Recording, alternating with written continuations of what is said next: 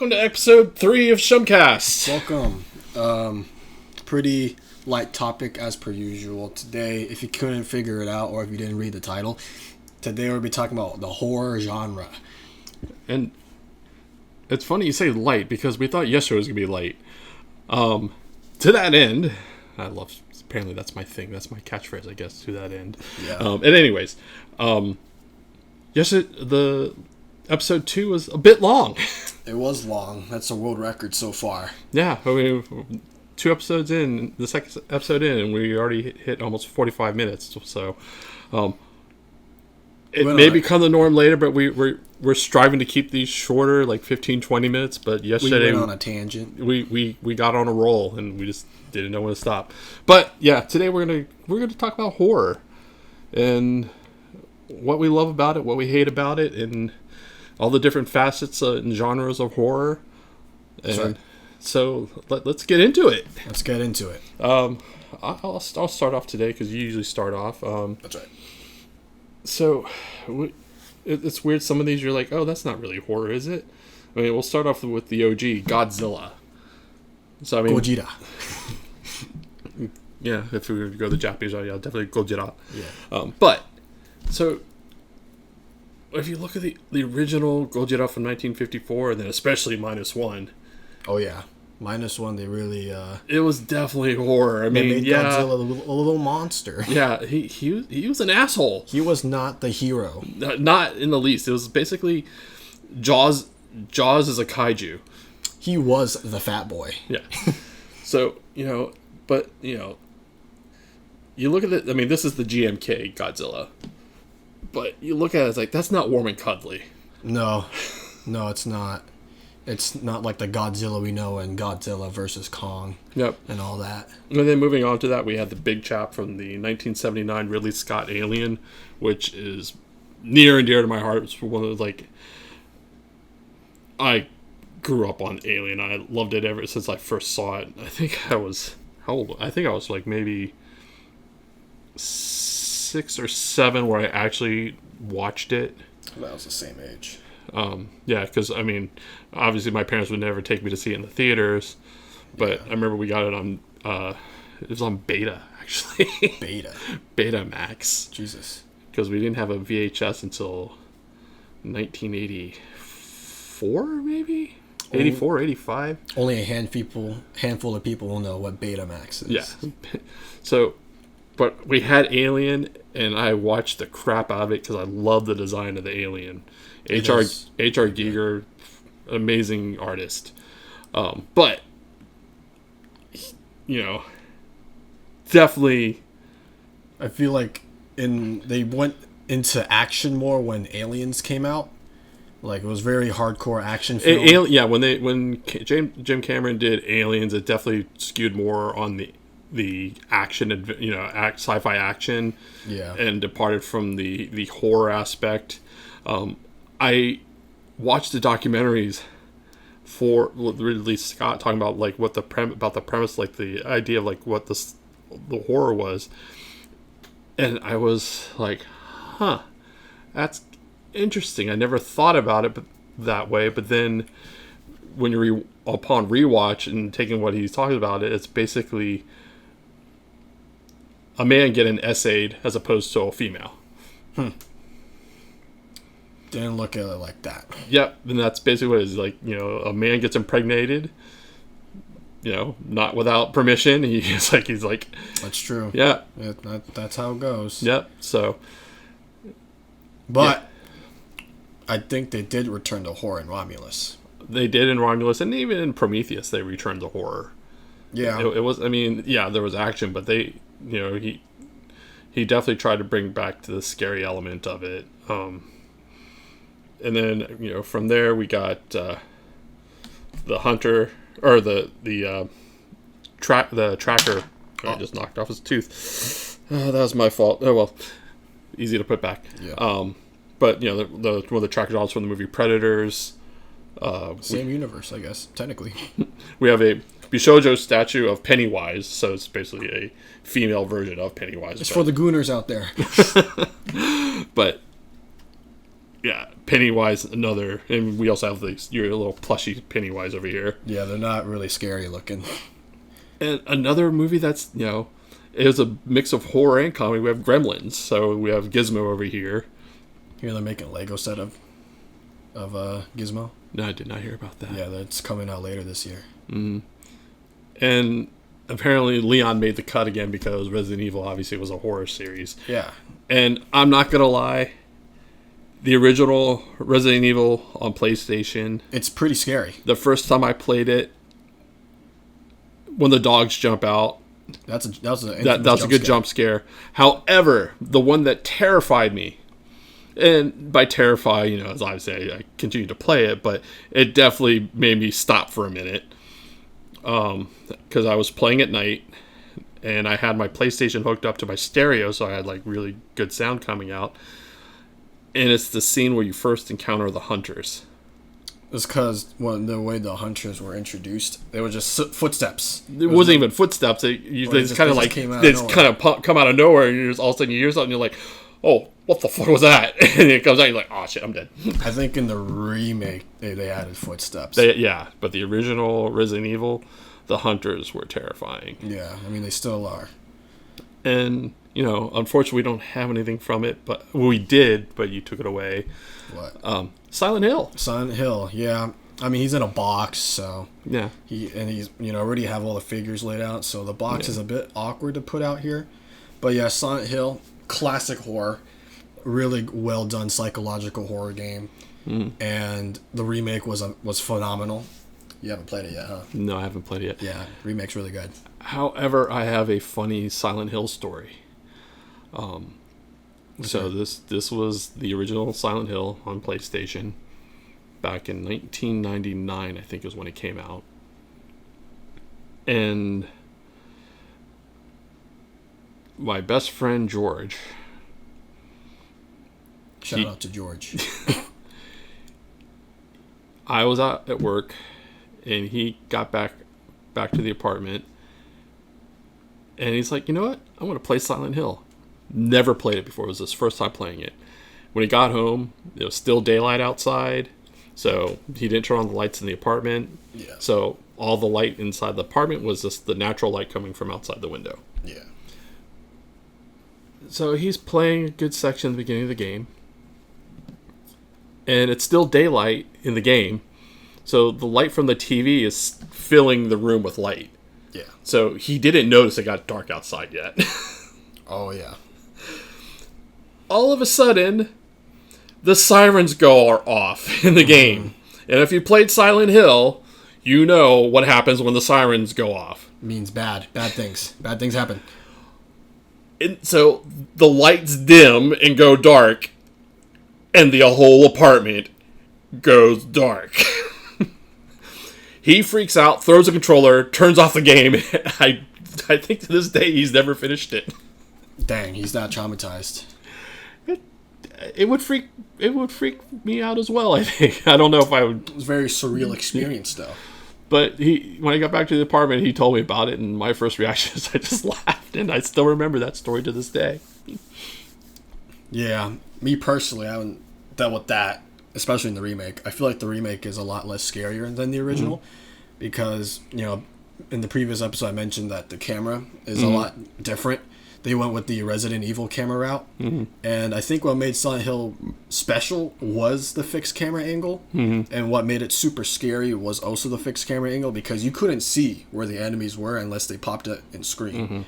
But in the remake, you can always keep an eye on them, so it's like that kind of brings up the scary factor. So I wished they made an update where you could play with fixed camera angles. Yeah. That would have been nice. I will say certain games, like horror games from when I started playing, have definitely evolved from what I played compared to today. And some of those games I just can't play. They're just, going back to Alien Isolation. Yeah, I haven't finished that either. That game is terrifying. I think once I saw the xenomorph, I just quit the game. I was like, oh, I'm done. Well, it's like I see the xenomorph, and it's like, okay, it's the fact that Sega managed to put in a rudimentary AI into the game, Oh yeah, AI is crazy. and it learns. I watched a video on it. It's insane. It learns your behavior, so you can't just like you go hide in locker. Okay, first time it'll ignore you, but eventually it'll figure out that you always hide in lockers. Yeah, Or whatever, wherever, like whatever whatever. pattern you establish in the game, the alien will figure it out eventually, and you're like, "Oh crap, I'm cooked. I'm cooked." And it ties in with the other game, Outlast, Yeah, and that's another game I have not. I actually finished Outlast. Surprisingly. I never finished Outlast, and the only reason the only reason I never finished any of those games was because there was a point, like my last marriage, where I could only play games late at night with headphones. Yeah, it's a completely different feeling. Yeah, than so just it's like playing on speakers. it's weird how psychological elements like having light around and even daylight can and playing on speakers. and playing with headphones on where you have like surround sound speakers where everything's like amplified. You're like, oh, great. Yeah, it's like you're really in the game. Yeah. So Yeah, I'm surprised I even finished Outlast. I don't know how I did. yeah, I haven't finished any of those games, but It's a really short game. I enjoyed Alien Isolation when I played it, but I also scared the crap out of myself. I like having a healthy heart, so I'm not trying to. Yeah, exactly. I'm not trying to dive as hard as I have enough anxiety in real life. I don't need Yeah. a game to add to it. Yeah. But kudos to the developers; they did a great job. Yeah. Awesome. Game. It's a very underrated game. But it's interesting, following I love horror. However, it's weird. So, like I can watch old horror films with no problem, but some of the more modern horror films, it's like hit or miss for me. And the only reason I say it's hit or miss, it's not like the stories are bad. It's just some of the gore factor is a little over the top, Yeah. and just sometimes I can associate smells with it, just given my personal background. And it kind of like I'm like, I don't want to deal with that. No. I think the one movie that did gore really well was Evil Dead Rising. Yeah, That movie was really gory, but it did it really well. yeah. It's like ghost films I can handle. It's just I just watched The Monkey the other day, which it's absurd. It's not scary. It's absurdist humor, and like the way people die, it's like they die in the most horrific ways possible, but it's not where you're kind of like, oh my god, there's no tension. You don't get any anxiety. Yeah. Because somebody's gonna die, and they're gonna die spectacularly. It's not where it's like, oh, they're gonna suffer. It's like, no, their death is quick. Yeah. It's not a fun death, but it's a quick death. Final Destination. With the exception of one character, she suffered a bit. It was a bit funny, but she suffered. You're gonna have to watch the movie to get it. But yeah, The Monkey was amusing. And it's sad because a lot of good horror movies get raked by critics.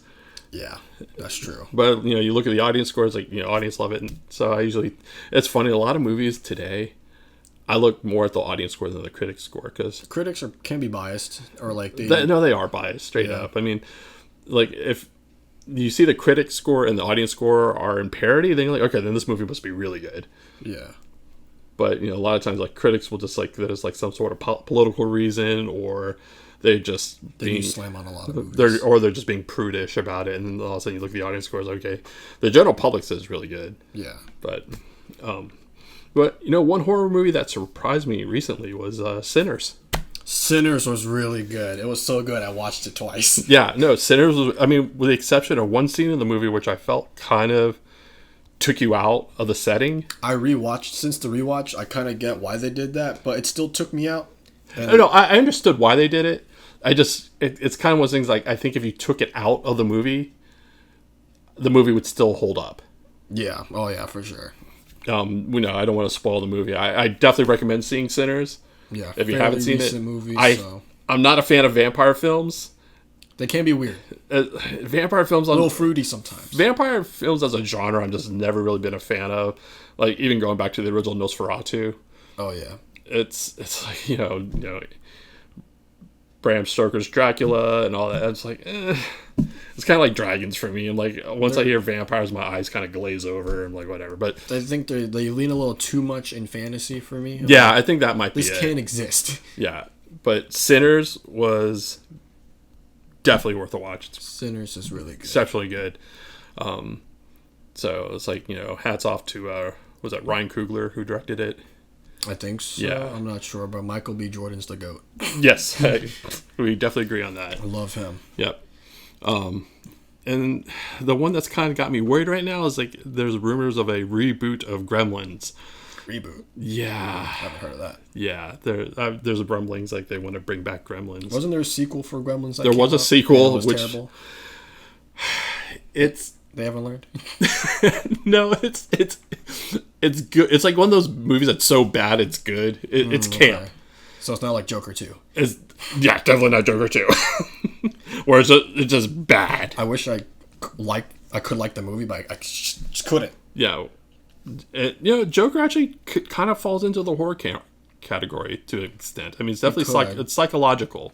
He could. He very much could. And like the first Joker, like the original Joker film is like, because from what I heard, Joker 2 was basically a remake of 1. Joker 2 was just a weird La La Land festival thing.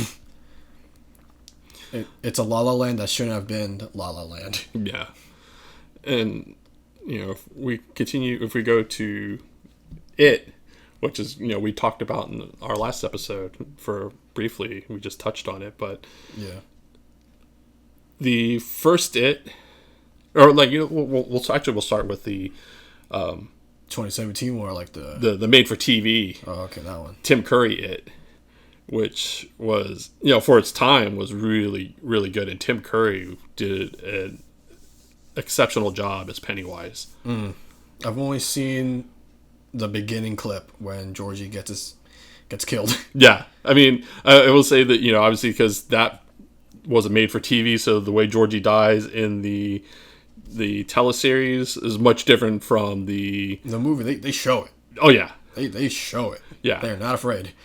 And I remember when they announced a new adaptation of it, I was kind of like any unfortunately Stephen King stories put into film overall does not have a great track record. Yeah, and it's sad, but it's what it is. However, Andy Muschietti did a great job bringing it to life with his adaptation.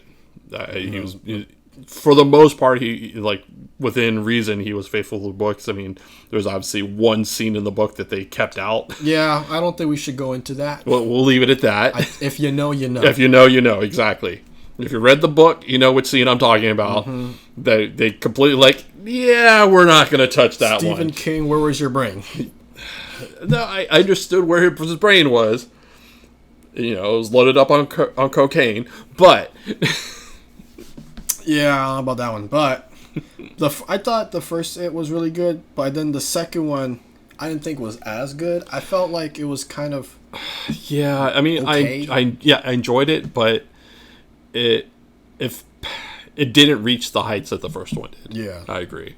It just didn't hit as hard. I think, to be honest, I think it could have functioned better as a 3-chapter film. 3 chapters. So 3 films. Really? What would the third chapter be? I feel like they just rushed to get to the end in the second movie. Like all the kids finding their key item. Exactly. It just felt like it was a big race in the second movie. I feel like the pacing was a little too fast. I feel like some kids, or adults in this case, got more screen time than others. Yeah. And then they didn't really get fleshed out as much. Yeah. So I guess in that regard, it definitely felt a little rushed. Yeah, it's I think it could have benefited from maybe a third film. Yeah. I mean, it was not absolutely necessary. But yeah, it was one of those. It wasn't bad, but it wasn't the greatest. Yes. It was a bit of a letdown. Yeah, especially when you compare it to the first one. Yeah.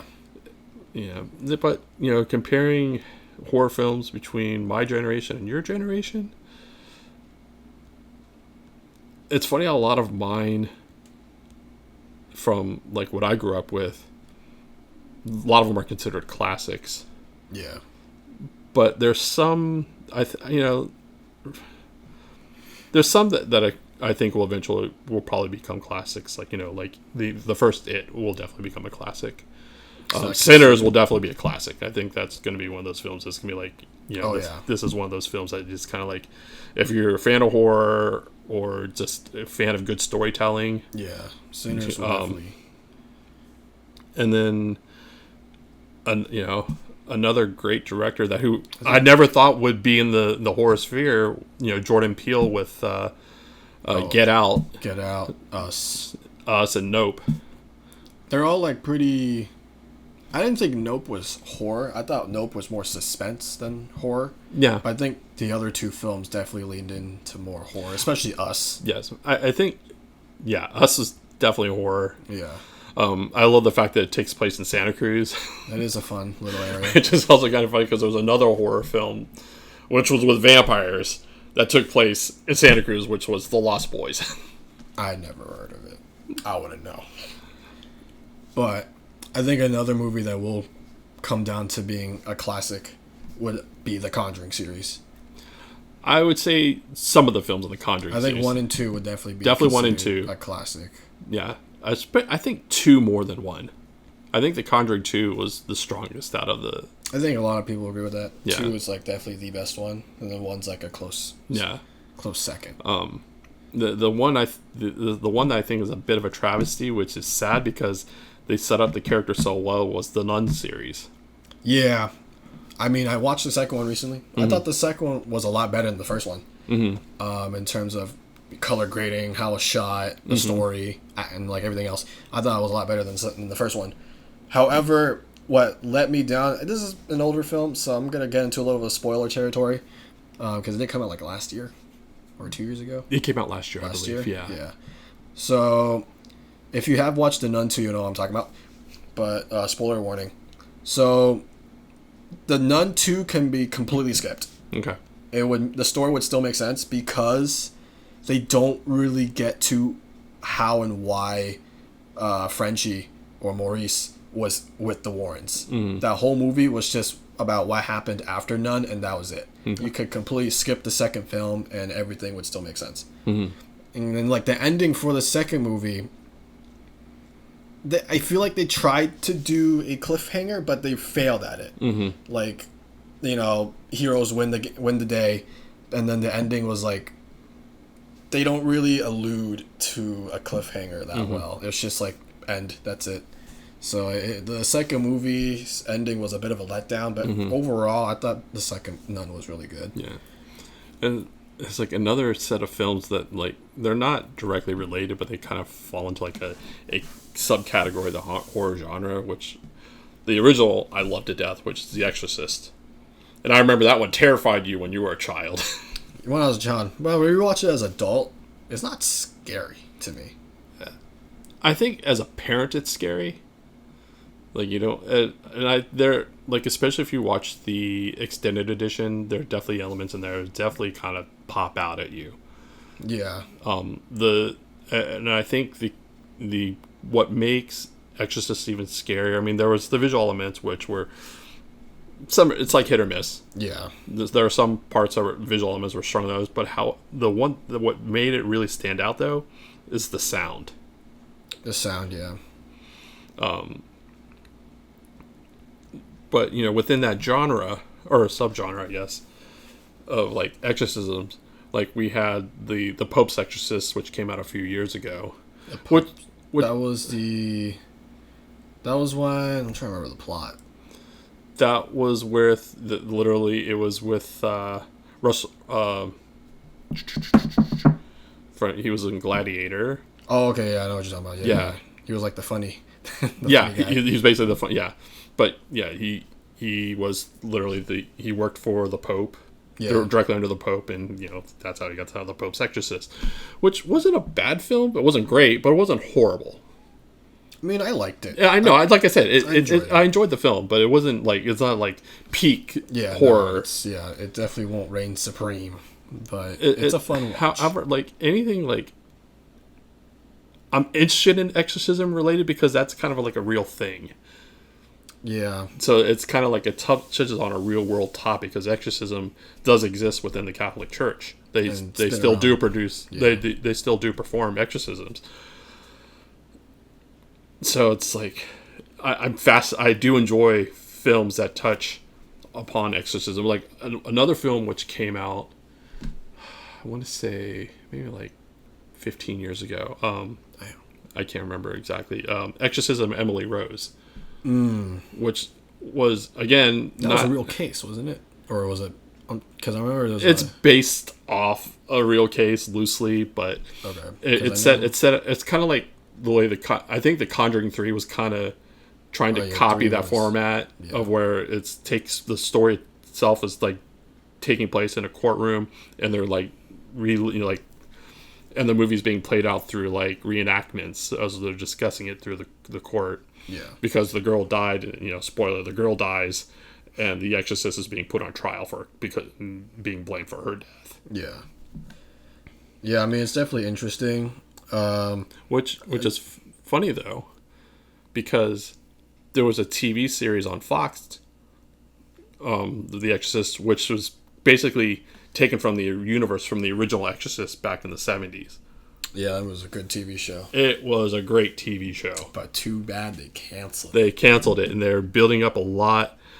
They left us on a huge cliffhanger. They did. And that show was scary. It was... For a TV show, like for a Fox TV show. It had its moments. It definitely had its moments. There was like... I'm amazed they did that on a TV show. Yeah. It definitely kind of like made you shudder a little. Like, ooh. I'm just like really fascinated with like that subgenre of horror, exorcisms and ghosts. Yep. Because there's been real life cases. I don't know if they've if they actually are real. I wasn't there to see it. Yeah. But I feel like for the whole ghosts, paranormal hauntings, and possessions, I feel like I can only believe it's real if I see it, type thing. It's kind of hard for me to really piece things together with possessions, really. Like some demon or evil spirit is touching the human soul and making them more aggro. And so within the category of horror, what kind of horror film resonates with you most? Probably Conjuring 2. Alright, so yeah, I think we're in the same then, because it's like basically ghosts and demons. Yeah, Conjuring 2. That's like my favorite, ghosts and demons and stuff. But like, I won't go out of my way to piss off any ghosts and demons. I might be a skeptic, but I'm not gonna open Pandora's box. Yep. Okay, so I think we did a good talk on this one. What do you think? I think it was good. We touched everything. What do you think? What do you think? We've crushed everything. What did we miss? What did you like? What did you not like? Yeah. Let us know. What do you hate? Yeah. Are you hateful? Don't be hateful. Yeah. That's a strong word. Hate leads to suffering. That's right. I don't know where I'm going with this. Yeah. But, make sure to like and subscribe. Hit that bell while you're at it, too. Helps us out. Helps me out, because I got one more month and I'm out of here. Where you going? On the street. Nice. So, send me a postcard. Well, for the more money. Exactly. Okay, send me a carrier pigeon. Oh, you can finally get that pet crow you always wanted. I could, if I had bread. That's true. And what do you need to get bread with? Money. Yeah. And, I guess you're... If I'm on the street, then I don't got money. Yep, you're screwed. Okay, well, with that, so we'll catch you in the next one. All Bye. Right. Later.